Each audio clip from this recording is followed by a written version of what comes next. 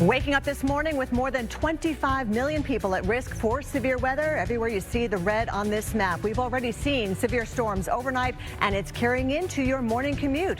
It will be a messy day across the plains and the Midwest. We've got a Torcon sitting at 5, but we also have the threat for some pretty large damaging hail. We will time out these dangerous storms just ahead.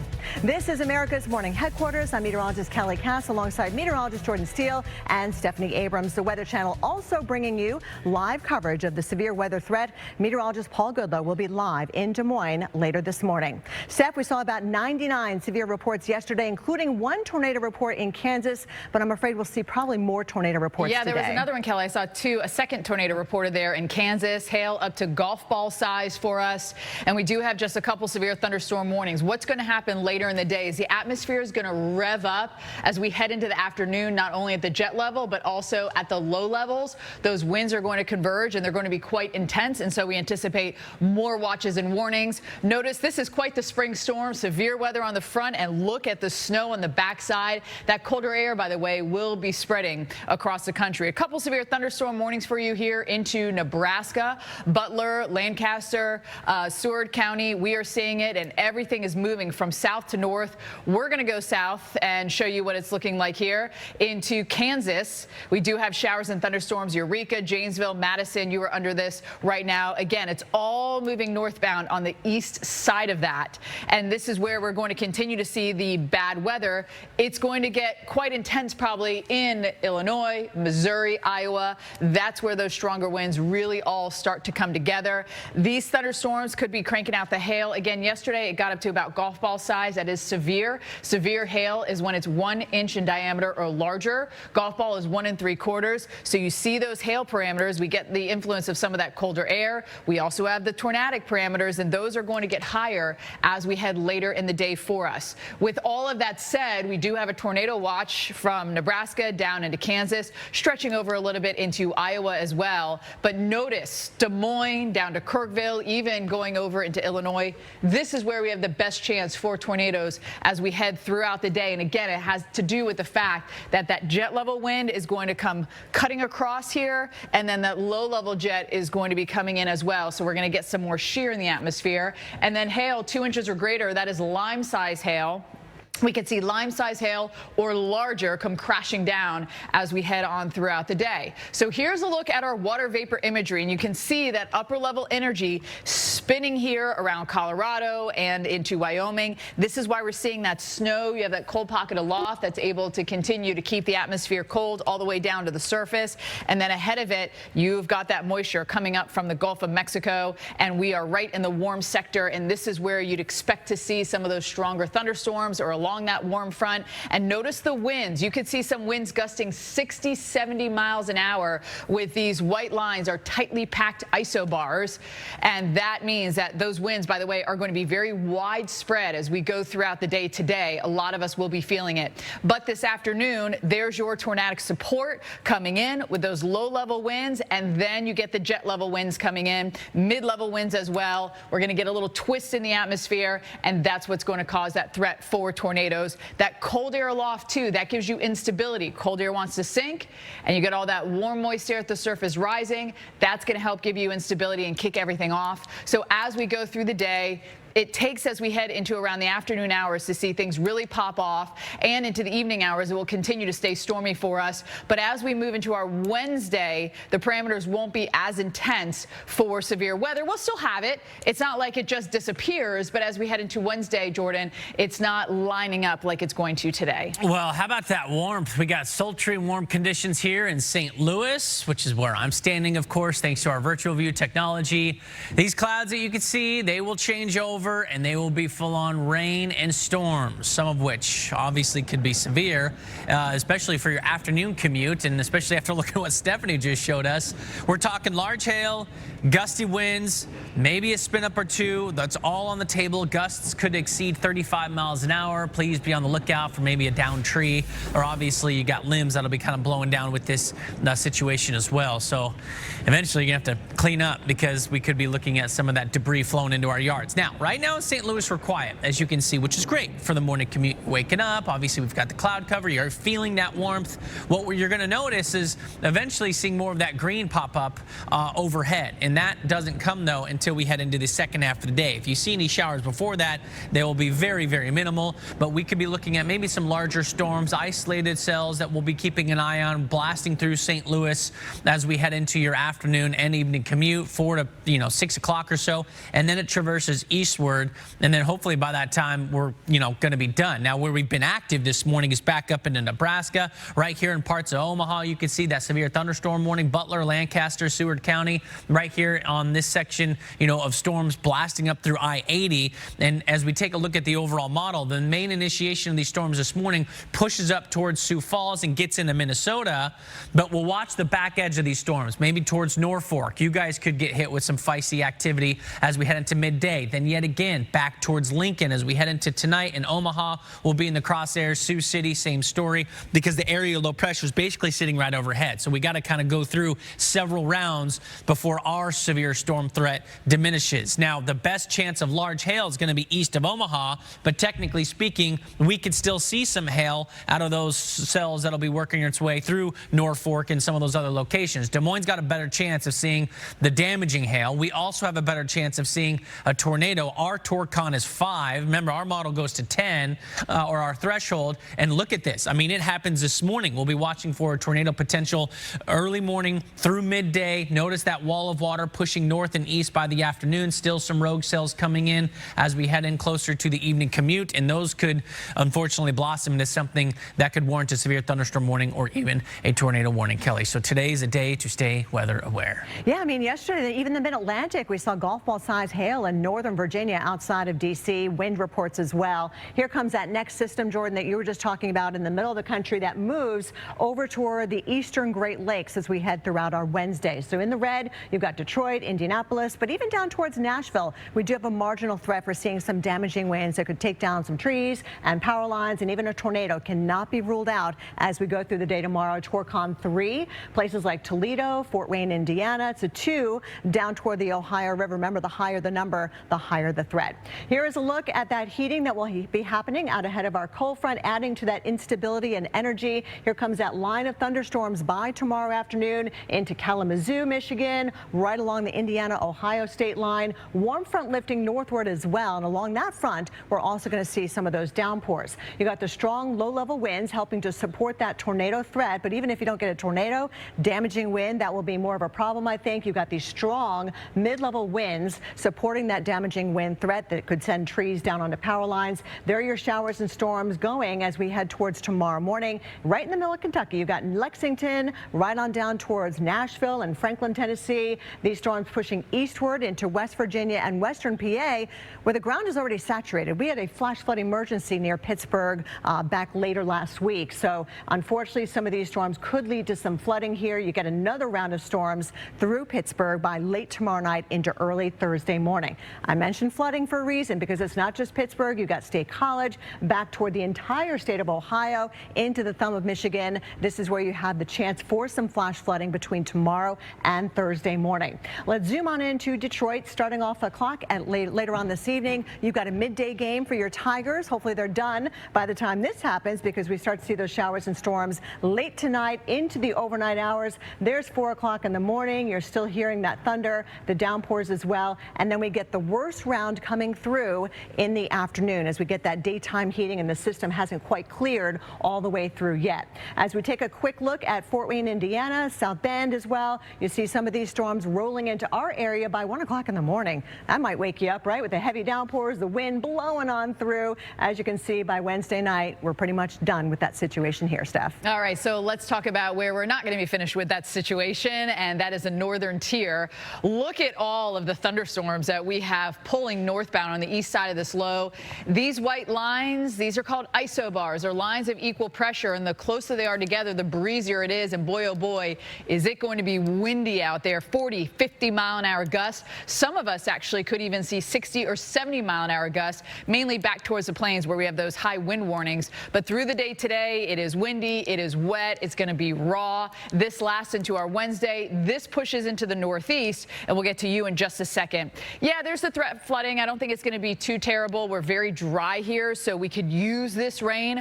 1 to 2 inches from Iowa into Wisconsin and into Minnesota. That is right where we have some of the worst drought in the Midwest. So we will take those showers, but it's going to get blown around. There are those high wind warnings where we could see those gusts over 70 miles an hour. And notice that this is going to be covering a lot of real estate, 50, 60 mile an hour winds, and it goes through our Wednesday. So even into a Wednesday morning, you're going to feel those bumps if you're doing any traveling, if you're doing any flying, and then we start to get better as we head into Wednesday evening. Green Bay, we should be into the 50s. We're going to be above that. 59 is our average high. 62 on Tuesday for today. Wednesday, we don't really drop off, but wait for it, because much colder air is going to be overtaking really a big chunk of the country as we head into the weekend. This all then moves into the northeast. It's light rain for us. This is our first system. Then we get some more energy that's going to come in. So that's kind of Thursday, still the first system. Then you can see Friday, another little piece of energy that's going to keep us unsettled here. Really kind of into our Saturday as well. But then we do clear out. Jordan. All right. How about a big temperature plunge? It's that time of year where we're up and down and up and down, and right now we're up, and a lot of us have been up since this weekend. Unfortunately, the up-like temperatures are helping fuel some of these storms this morning. But check out where we go here in Kansas City. Thursday this week, we see highs drop into the 50s. We're talking, nearly a 30-plus degree temperature drop in several locations. I think there's going to be a spot in Texas that'll experience that as well. I'm looking at you, San Angelo. Today, 91 degrees. Meanwhile, we've got 80s all the way up in the Ohio Valley. St. Louis, Des Moines at 73. So we're all basking into some of this warmth, which brings us up to our point of, bringing out that scorching car scale. Again, this is a good reminder as to remembering to look in the back seat, especially we get into this time of year. But it doesn't even have to be hot. Places like Buffalo will be in the 60s today, which I would consider cool, but your car can get up to 96. Of course, you're in the 70s and 80s, and we go into the 90s. That car is going to get so much hotter, that much quicker. It doesn't take long, 10, 20, 30 minutes, and that car can be very, very steamy in a matter of minutes, as mentioned. Now, tomorrow, I mentioned San Angelo. You're back in the 90s yet again. Watch what happens later in the week, though. See that trough there that we're tracking that's bringing the storms here in the mid-central part of the country? That's going to help level out our jet stream. And as that happens, we will allow some of the cold air to work its way all the way down into the southern plains and ultimately into the south. So you can track that blue color, which means this number is going to go up. We head into your later week time frame. We're talking Thursday into Friday. Look at now, we're talking 50-some million Americans that'll tap into below average highs, and some of that tracking all the way down into the south, which means places like San Angelo, who could hit 100 degrees on Thursday, Steph, will drop into the 60s by Friday. Ooh, that is a shock to the system, Jordan. Ahead on this Tuesday edition of America's Morning Headquarters, a soggy spring for sections of the south, while some cities have already surpassed their average monthly rainfall for all of April. And how much more is on the way? We're only halfway through. Let's get you out the door in the Midwest and take you live to Ashland, Nebraska and Des Moines, Iowa. By the way, Paul Goodlow will be live there today. Thunderstorms might have woken you up early. We're glad you decided to join us here on the Weather Channel. You can see that low pressure rotating counterclockwise. Pretty cool to see. Not so cool that it's already popping off severe weather on the east side. Just outside of Lincoln, Nebraska, that's where we do have some of the strongest thunderstorms here. Watch for hail, damaging winds, and of course, a lot of lightning. Look at that Ashland, Nebraska camera. It is popping off there. Tornado watches until 8 a.m. Central Time. A tornado watch is in effect.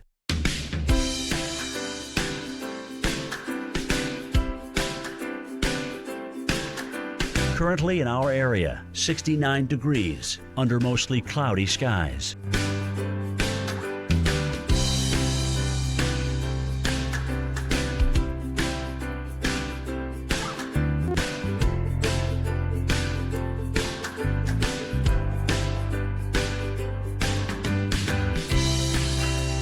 Today, windy with morning thunderstorms. High 79. Winds could occasionally gust over 40 miles per hour.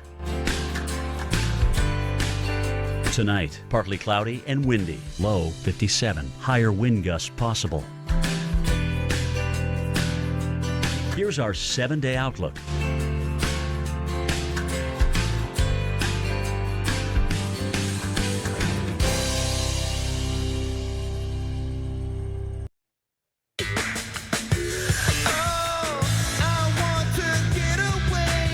Well, the verdict is in on the top 10 busiest airports in the world over the past year, and Atlanta takes top spot once again. Hartsfield-Jackson International posted a 12% increase in passenger traffic in 2023. That's according to a new report released by Airports Council International. 104 million passengers traveled through the airport last year. That's an increase of more than 10 million people since 2022. The Georgia hub also stands well clear of the second-placed airport, which is Dubai International, which handled about 17 million less passengers. One of the factors is that 80% of the U.S. population lives within a 2-hour flight of Atlanta, making it a major hub for connections across the country. Second place in the lower 48 is DFW in Dallas. All right, if you are heading to the airport right now, we could have some issues, unfortunately, including Chicago. We've got some storms rumbling their way through the nation's heartland. In fact, we're concerned about not just high wind and hail, but a tornado threat out there today as well. No delays as we scan the country right now. A lot of green circles on the map. However, there will be some turbulence and there will be overall windy energy across the middle of the country. And already a few pilots are reporting back to the flight tower of some minor turbulence that's already happening. But where you see the darker blues and especially the purples, that's where we're likely to see some of that stronger, even severe turbulence at times as we go toward later this afternoon, toward the evening. Notice in Wisconsin, down into the southern plains as well. So if you're not that good of a flyer, you get a little nervous, make sure you have some medication on hand. We will likely see some delays thanks to the weather. You've got Denver, also Kansas City International up towards Billings. Otherwise, the Great Lakes region, definitely check ahead, whether it's Minneapolis or Chicago. First, the wind gets you, and then, of course, the showers and storms could cause maybe even a ground stop later on tonight. So here's a look at the red on the map showing us that severe potential. We've already had several warnings, including one going right now in eastern Nebraska, and we've had some severe warnings in Kansas as well. So just to the west of Omaha, northwest of Lincoln, you've got Butler, Lancaster, and Seward counties in a severe warning until 6 o'clock Central. Could be some winds as high as 60 miles an hour, maybe some penny-sized hail dropping out of that storm as well.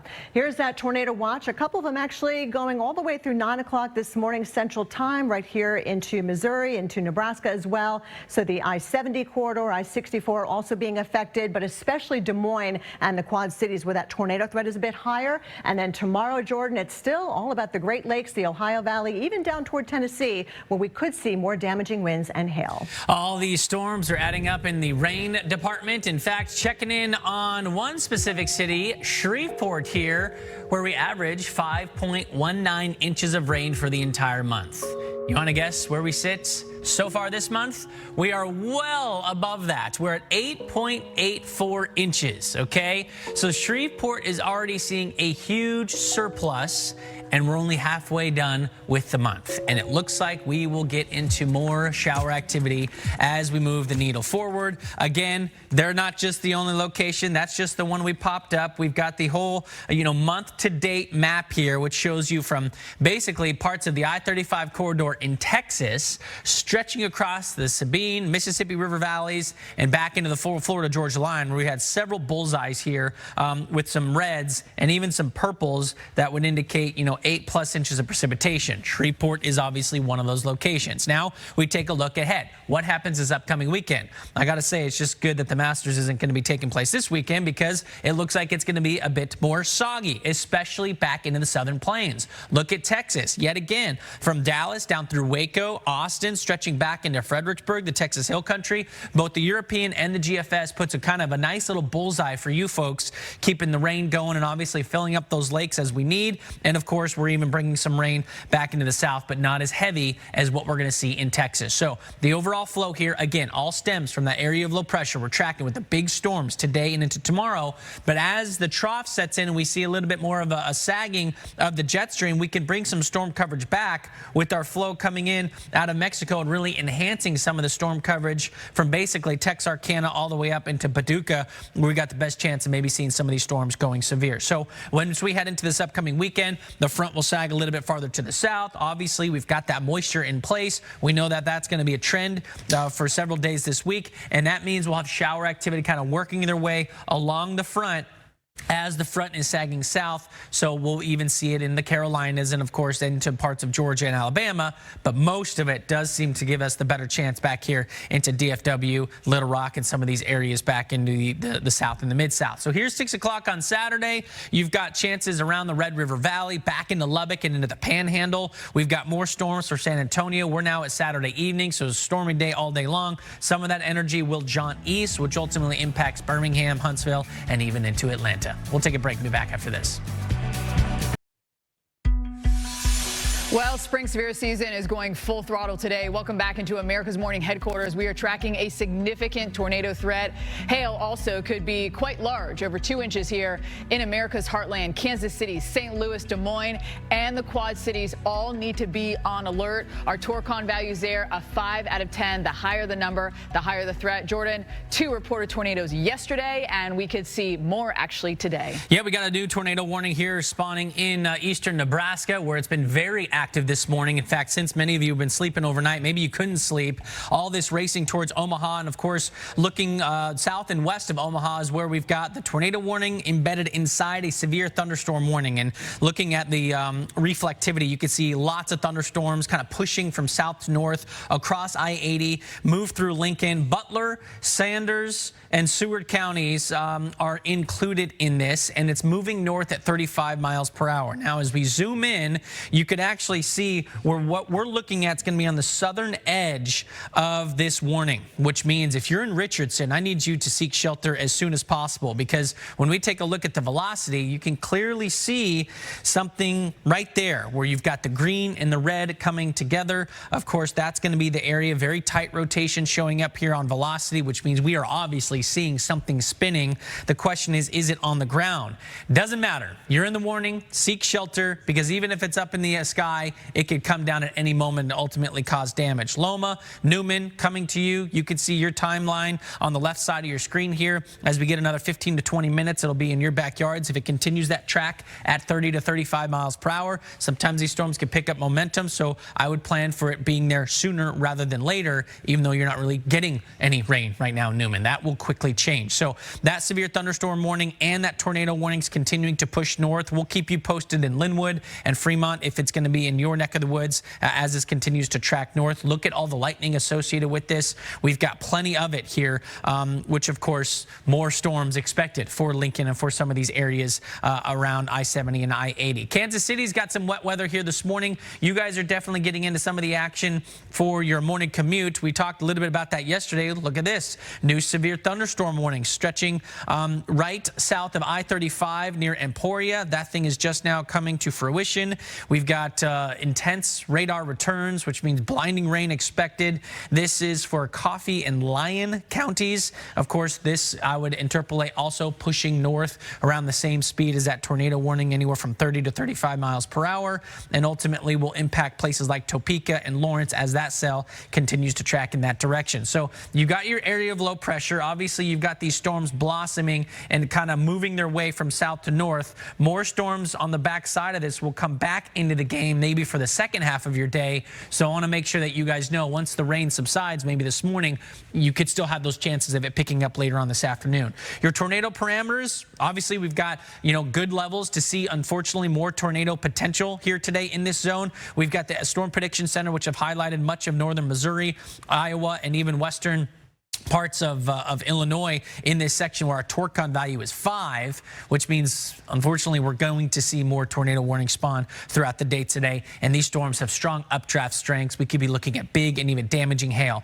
So I mentioned the low pressure system here. Notice places like Lincoln and Kansas City. You've got the big storms expected this morning. Another round could move through later on this afternoon, but it's that initial line that'll be pushing through Des Moines and eventually up into Wisconsin and Chicago as we head into late tonight. So you guys could expect to get some rough weather here, Kelly, as we get into the second half of the day for the Windy City. And then there's Wednesday. And then it continues to track east. That's right. I mean, unfortunately, it's an overnight threat for many. And then, of course, we bring the storms through the Great Lakes region, even down toward the Ohio River Valley, where there could be some severe storms. Places like Evansville, you've got Cincinnati, Louisville, even Lexington in that marginal threat. But especially up here closer to the Great Lakes, this is where we have a bit of a higher number on our tornado condition index. It's not like a 5 today, but still you cannot rule out tornadoes in places places like Detroit, Toledo, Fort Wayne, and a 2 down toward the Circle City of Indianapolis. So let's start the clock in the morning, 7 a.m. We already see the action here in Kentucky, the middle of Tennessee, moving eastward, but then these cells develop, as you can see, looking much stronger on our future radar.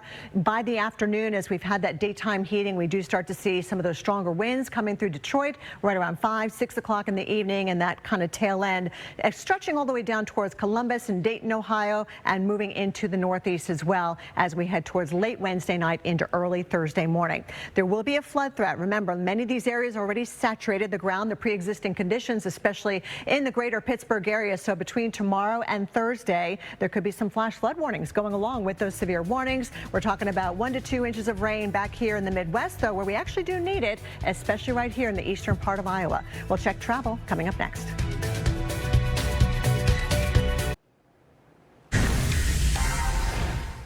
All right, we are following severe weather. It is early on this Tuesday morning, and already we've got conditions that are favorable for tornadoes to form, including tornado watches that are in effect for eastern Nebraska down into eastern Kansas until 9 o'clock Central Time. And we will likely see additional tornado watches being issued by the Storm Prediction Center. Here's a look at a severe warning as well as a tornado warning right in the middle of that. We're in eastern Nebraska, Butler, Saunders County in that tornado warning with radar indicating some rotation. And it is moving off toward the north at about 35 miles an hour. Kind of zooming on in here, that rotation would be just on the east side of Richardson. So seek shelter if you live in this area. Even if you are just in that severe warning, I would seek shelter as well, because there could be possibly a tornado forming very, very quickly here. Let's zoom in and see the velocity mode, which is your winds coming and going from the radar site, which is off to the east. The green winds going toward the radar site, red going away. And when you see those winds very close together, we have what you call a couplet on our Doppler radar. So if you're in Elk or Chester at the top of the hour, if it holds together, will be in your area. So definitely get away from those windows, lowest level you can in your home. Severe weather has also been an issue for us in eastern Kansas. You can see the area in red, though, encompassing a huge area of the Midwest and eventually getting into the Great Lakes. So Chicago coming for you by later on this evening and tonight. Even if you don't actually get a tornado, large hail will be a problem. Strong damaging winds that could knock trees down onto power lines. And speaking of wind, even outside of thunderstorm activity, it's already a wound up system. So there will be very strong winds blowing throughout the plains and on into the Midwest all day long, Jordan. A lot of turbulence. Well, it's been very active, to say the least, over the last several weeks. And of course, last week we had some big storms leading into this week, and we're tracking them this morning. If you just take a look at the overall hail threat yet again today, that's going to be something that we have to monitor. We had some hail reports yesterday, 1 and up to 2 inches in size. I think most of us stayed sub 2 inches, which is great. Anytime you get above that, that's when you start to look at some damage, okay? And we still have that likelihood today with the overall flow. Now, these storms are moving, so hopefully if you happen to do get some hail, it's not like they park themselves over your house or your car and just continue to unload, because the storms have been cranking northward at 30 to 40 miles an hour, but there's still going to be that development here in parts of Iowa and northern Missouri that have yet to really get into the action. And so you guys need to make sure that you are aware that once we get into your midday time frame, storms moving through Kansas City this morning will now shift through Kirksville, maybe up towards Des Moines, and eventually crossing over and impacting parts of Illinois. So that basically shows you the threshold of who could experience some of the hail and maybe even some large hail going into today. Tomorrow there is that threat that continues as the storm continues to track east. Unfortunately, some of this is going to be an overnight event for sure. So again, when we talk about hail, I mentioned, you know, you get to 2 inches or larger, we start to talk about some damage. I mean, think about this. Golf ball, transitioning to baseball-sized hail. That's going to do a number. And, of course, last week we had some of that big hail right after the eclipse in Texas. 3, even 4 inches of hailstones that were in parts of south central Texas. Let's hope we don't get that big, because that's when you get looking at real big damage. So, again, today we've got the hail threat. We also have the tornado threat. We've got the tornado warning this morning in eastern Nebraska. We could likely see additional tornado warnings throughout the day today. Could we maybe see a couple of storms that produce tornadoes that are EF2 strength or bigger or larger? You know, that is a potential when you get a torcon value of 5, and some of them could be maybe even longer tracked, so we could be tracking them on the ground for a while. Winds coming out of the southeast. at the surface, then you go up in elevation. This is at 5,000 feet, and now you've got those crossing winds with height. So you have directional shear. So there's obviously change in wind direction the higher up you go. And of course, with that strong jet coming in and that area of low pressure, the wind's going to be whipping today locally, of course, which helps updraft strengths, which ultimately can create columns of rolling air in the atmosphere, which then can, of course, come down onto the surface, and that's when it causes problems. The red color you're seeing within our red circle is the tornado parameter. The best chance to see tornado development today, and then we've got your timing, which shows it tracking to the east. Obviously, there's something down to the south as well. This is going to be a little bit more isolated compared to that little bullseye we have here up and around Peoria, Kirksville, and Des Moines,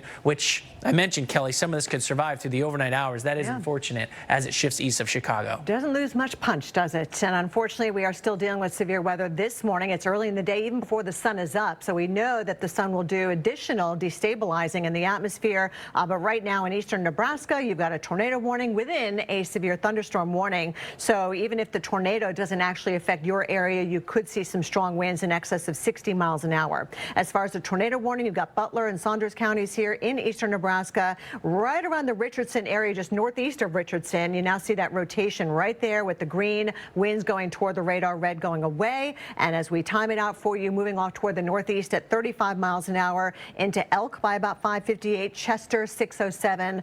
So definitely seek shelter if you're in these areas. Even with the severe warning, there could be some very strong winds that could blow out the windows. Here's a bigger picture showing you the timing of these storms now, because this is really just the first round. We see Omaha, Nebraska getting hit by around 10 o'clock this morning, and then that low moves on by, and on the backside you still have these showers and storms to contend with from Norfolk up towards Sioux Falls, Sioux City. But overall, the severe threat greatly diminishes as we head towards later tonight and into tomorrow morning. There will be a hail threat with these storms today, including Omaha, 2 inches or greater in diameter east of there into Des Moines, Iowa, where we could see some large hail, damaging winds, and you guys have a Torcon 5 for today.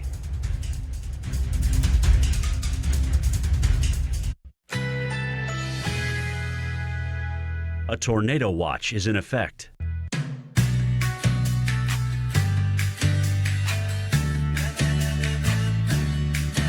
Currently in our area, 68 degrees with rainy conditions.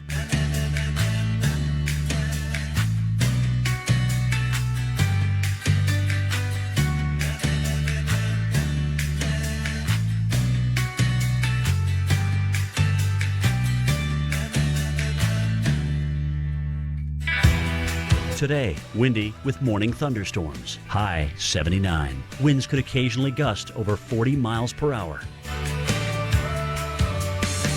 Tonight, partly cloudy and windy. Low 57. Higher wind gusts possible. Here's our 7-day outlook.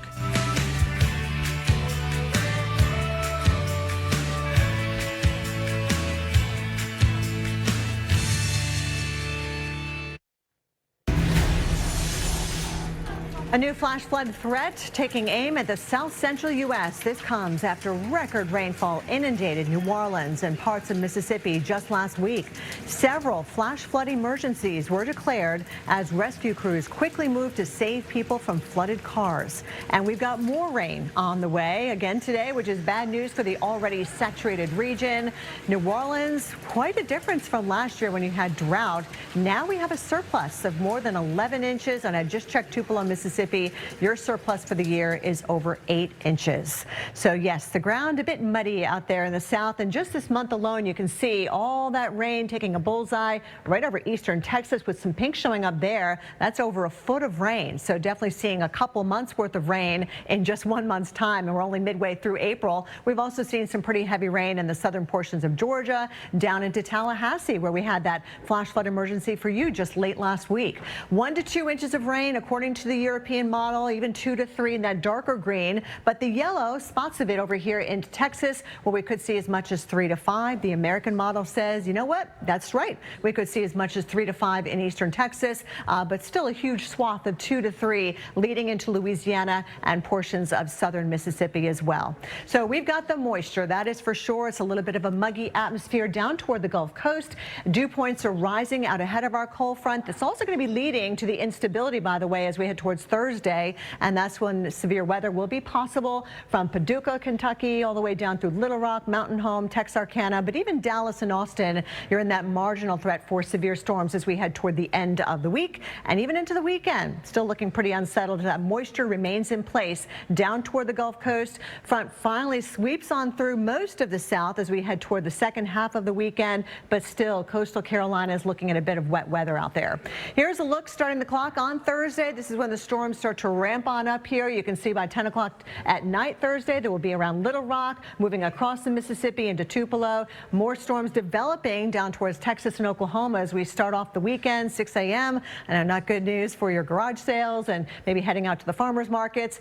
Saturday into Sunday, showers and storms will continue to overspread the I-20 and I-10 corridors. But look, Sunday into Monday does get better for the majority of us in the south, except for the coastal Carolinas, where, Steph, the coast will not be clear, and there will be that chance for flash flooding throughout all these areas in the green. Sheesh. All right. Well, after a long and cold winter, the temps finally starting to warm up in Chicago. But it doesn't come with a little, it does come with a little catch, I should say, as temperatures look to plummet later this week. Our average high in Chicago, 59 degrees. Look at today's high, 76. Are you kidding me? Friday, we're only going to be 50. And by the way, that cold air is going to be taking over a huge chunk of the country as we head into the weekend. So let's have a look at our temperature swing for us. Notice, I want to point out, San Angelo, I want you to keep your eye on this one because we go from the 90s to the 60s as we head into our Saturday. So you're essentially going from the nice warm hot tub, you're enjoying it, all the bubbles are bubbling around you, and then you're going to do a cannonball into the pool. It's going to be a shock to the system. Tomorrow, more warmth. We stay hot all the way up into St. Louis, Wichita, into the 80s. And remember, it doesn't take a lot. I want to point out first Little Rock, 85 for a high tomorrow. You don't think that that's too hot, right? You don't think of like, oh, that's 90s, 100. But after 10 minutes, it's 104. After 30 minutes, 119 degrees inside a car because the wavelength from the sun comes in, interacts with everything in the car, and then can't get out the windows. Look at Baltimore, though. It doesn't even take a lot. 67 degrees. After 30 minutes, it's 101 in the car. You think you're going to do a quick errand, leave your dog, your kid, your grandparent, crayons, any of that? It could be deadly as sometimes it takes you a little bit longer than you think it's actually going to take you, so don't leave anyone in the car. All right, so today we do have this upper level energy that's going to be moving east. That is going to help with the severe weather, and that will eventually also help cool us down. The jet stream kind of flattens out, and that separates the cool from the warm. That's one thing it does. This is also the track for storms to come across. It does a lot of different things, but for this instance, cool versus warm.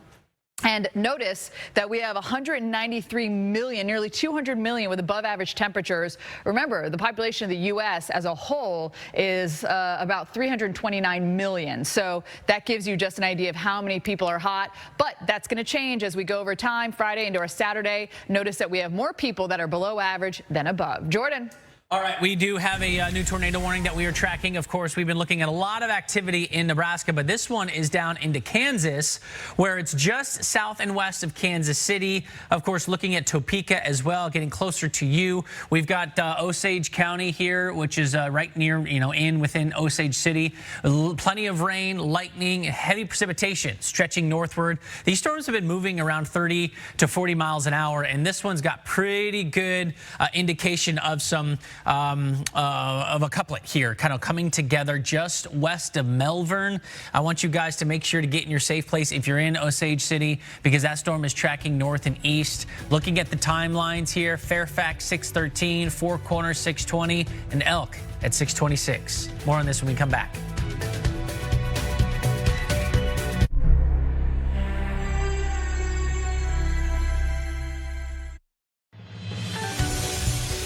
Waking up this morning, more than 25 million people are at risk for severe weather. We've already seen severe storms overnight, and it's now carrying us into this morning's commute. It is going to be a messy day across the plains, the Midwest as well. Our Torcon still sitting at a 5, but we also have the threat for large, damaging hail. That's what you see right here in that darker purple. We are timing out the dangerous storms just ahead.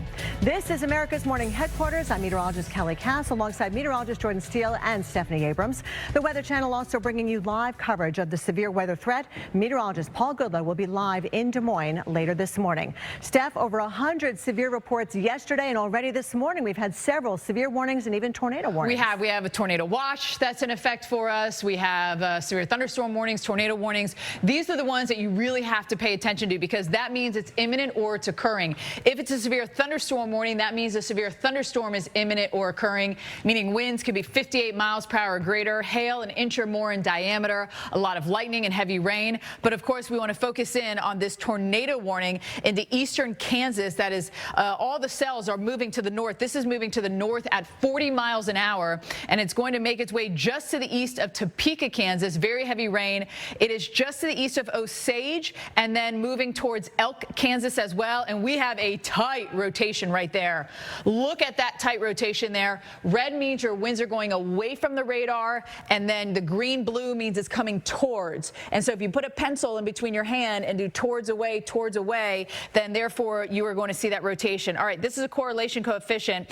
Doesn't look like there's any debris. We don't see any sort of debris ball popping up on this, but that is a very, very tight rotation. So if you're in Valley Brook, you need to seek shelter. If you're in Elk, you need to seek shelter. If you know anyone doing this drive east of Osage on 56, please call them and let them know severe weather is headed in their direction. It looks like it'll get to Valley Brook at 6:02, Fairfax at 6:10, Four Corners here into Elk, 6:16 to 6:21. So you want to make sure that you are in the lowest level of your home, most interior section of your home, away from the windows, because this is going to come on. It's going to come on very quick as well. This also could have hail that is at least 3/4 of an inch in diameter, if not bigger. A lot of lightning. So this might have woken you up and you just tuned into the Weather Channel. Heavy rain with this too, so you might not be able to see it. Now let's zoom out and show you the other severe weather. This is our low pressure, at least at the surface.